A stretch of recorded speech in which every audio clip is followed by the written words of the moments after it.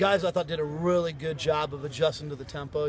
Moving around, flying around, transitioning from drill to drill, and different combos to what we were doing. So they did a good job there. Obviously, there's a lot of things are new. So there's a lot of mistakes that were made, kind of paralysis due to analysis. You're still thinking about getting lined up and such.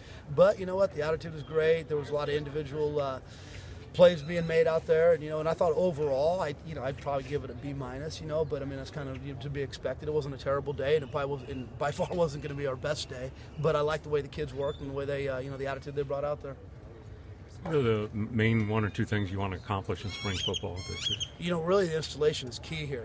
Again, it's not our second or third spring where we're really teaching this all from scratch. So it's one thing being in a classroom setting and watching film and talking about it, but now getting out here and doing it full speed in a competitive environment when you're fighting for jobs, that becomes a lot more stressful on the kids. So getting them to be comfortable with the system, especially in the first 2 weeks, just getting the bones in offensively and defensively, just getting lined up right and having a level of comfort. So then, when we come back after spring break, we can really start installing more stuff, get better competition going, so they're not thinking about everything. Today, the way we organized it was we created a 3-man rotation, and they went 5 snaps in each one of those sessions, and wherever it left off, the next guy started. So we want to make sure they all get equal reps, they all get a chance to work with, the ones and the twos, and it's not just quarterbacks. We're really doing that with all the offensive positions, and we really want to create, a culture of competition around here.